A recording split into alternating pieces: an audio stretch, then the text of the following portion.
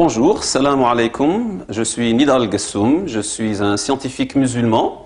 Je me présente comme un scientifique musulman parce que je suis effectivement quelqu'un qui a été formé dans la culture musulmane, mais aussi qui a fait des études très poussées de pointe. Je suis astrophysicien, j'ai un doctorat en astrophysique des États-Unis. J'ai participé à des dizaines de colloques internationaux, à côté de prix Nobel et de grands scientifiques. Mais aussi dans ma culture, dans ma formation personnelle, familiale. Mon père était doyen de la faculté de la philosophie islamique, des sciences religieuses en Algérie. Et donc chez moi-même, j'ai été abreuvé de sciences et d'islam. Et j'ai trouvé qu'il y avait souvent des sujets qui étaient peut-être un peu délicats, qui prêtaient peut-être parfois à confusion. Et j'ai retrouvé cela dans ma société, j'ai retrouvé cela autour de moi. Il y a beaucoup d'interrogations. Le Coran est-il un livre de science? Trouve-t-on de la science moderne, des inventions, des découvertes, des principes, des lois de science dans le Coran ou pas? Le Coran est-il un livre créationniste ou un livre évolutionniste? Que dit le Coran sur l'évolution de l'homme, sur l'évolution de la vie, des vivants, de l'histoire de la Terre, de l'histoire du cosmos? Toutes ces questions sont des questions importantes. Sont des questions que la science moderne a soulevées, et parfois a soulevées par des séismes, par des crises, par des révolutions.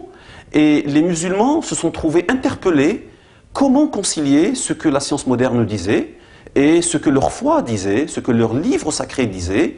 Et trop souvent, dans notre communauté, dans notre culture, il y a eu des confusions, il y a eu des choses qui ont été dites qui étaient complètement erronées, des choses qui ont été dites qui ont été mal comprises, mal interprétées.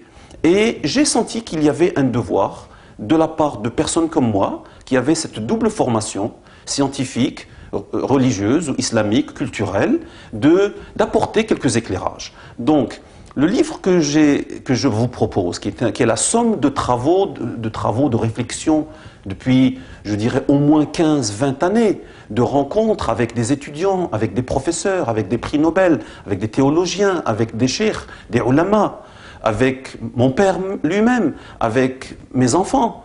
C'est un travail qui, j'espère, constituera une importante contribution parce qu'il propose une voie médiane entre l'extrémisme de dire tout est dans l'islam, nous n'avons besoin de rien d'autre. En fait, nous pouvons rejeter certaines choses qui sont apportées par la science, la modernité, la culture, l'Occident ou l'Orient. Et l'autre extrême de dire tout est dans la science, tout est dans la modernité. La religion, c'est peut-être intéressant pour certaines personnes, mais à la limite, on peut la mettre un peu de côté et il ne faut surtout pas mélanger les deux choses. Moi, je propose une voie médiane, une conciliation, une harmonie à la méthode d'Averroès, d'Ibn Rushd, cette harmonie entre la philosophie et la religion. Moi, je fais une tentative d'harmonie entre la science moderne et l'islam.